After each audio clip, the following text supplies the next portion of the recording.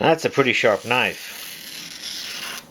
And what we're doing here is we're showing our new products, which is our sharpening compound. It's the shark tooth sharpening compound that puts micro serrations on the blade, and we're talking about a plain edge with micro serrations that emulates a shark's tooth. So right now you see me taking some cuts. Mind you, I'm going pretty slow.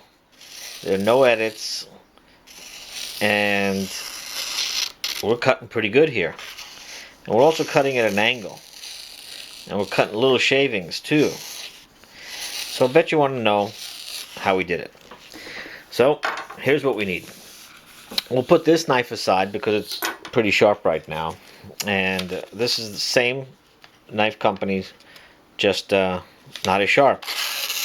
This knife is a little, yeah, this knife is still sharp, but not as sharp as what I just showed you before.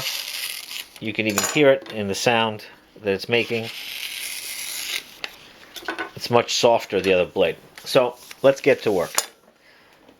What you need is to bring the edge back to the convex edge that we were working with, and we just use any old thick magazine to bring the convex back.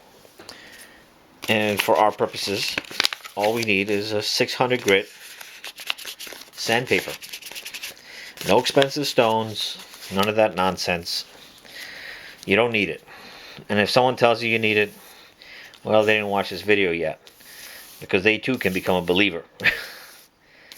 So what we're doing now is we're at about 30 degrees, 25 degrees, 23 degrees, and we're just pulling the blade across the sandpaper to just bring it back to its geometry. Because when you use these knives, sometimes you get nicks or dings, or it just gets dull, and you need to bring the geometry back. If you don't need to bring the geometry back and you're just touching it up, then you could just use the strop with our shark tooth compound. Our shark tooth compound is different than other compounds in that the particulates that we use along with the Jeweler's Rouge base creates that shark tooth action without chipping your blade. So now this was 600 grit. That's a new piece. This is an old 1000 grit. We don't need to use brand new sandpaper or emery paper. This one is about a year old. I've been using this for over a year. And I sharpen my knives pretty regularly, pretty much all the time. And the angle is kind of forgiving because you have the backing of the magazine. And you just keep going a little bit.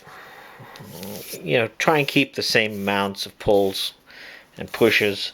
As you can see, I'm not even paying attention to counts right now, but I guess we're about even. So once we do that, then we get a strop. These are our strops that we make, and we also make our shark tooth compound, which is right here. Here it is. This is a package, and inside you have a little fish looking, tail fell off, shark tooth compound that you load up your strop with. So we load it up, and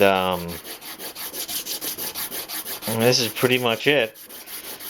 And you load it up from time to time, and as you use it, it'll actually last a long time. This one is, again, 2-3 years old, and I use it all the time. Now generally most people like to strop like this.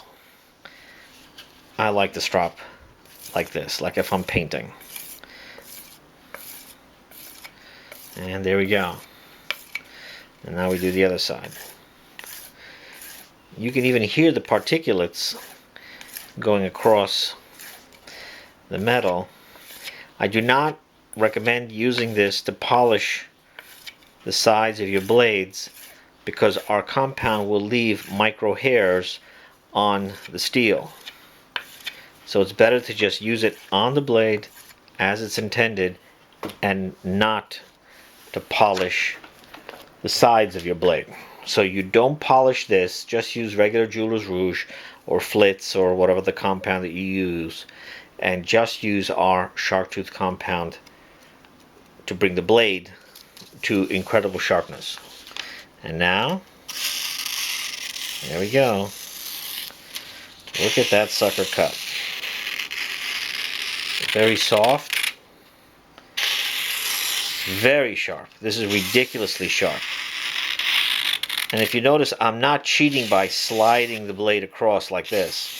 When you see people use those little gimmicks where they either edit the video and they take two cuts, or they're slicing. Oh, did you just catch that? I just picked up this corner. It just touched the corner and sliced the corner right here. Okay? So we're not slicing. We're doing push cuts. This is, and look how fine we're catching this. We're catching this at an angle, which is even more difficult than doing it straight. Look at it go. We can get little hairs. Now this was nowhere near sharp before, like this. See? Just cuts it right off.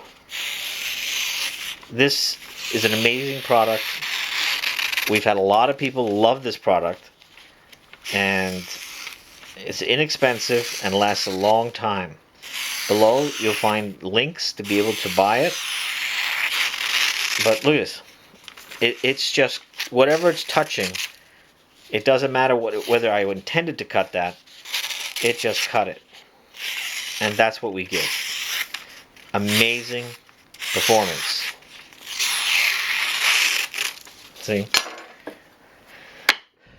This is our strop. And this is our magic little shark tooth. And it's actually shaped like a fish. Like I said, I lost the end to it. So try it out. Let me know what you think. This will be the best sharpening compound that you'll ever use. You saw me use a magazine, a 600 grit sandpaper, which was new, and an old 1000 grit sandpaper. And then I just hit it a few times with a strop, and that's all I did. Hope you enjoy it. God bless.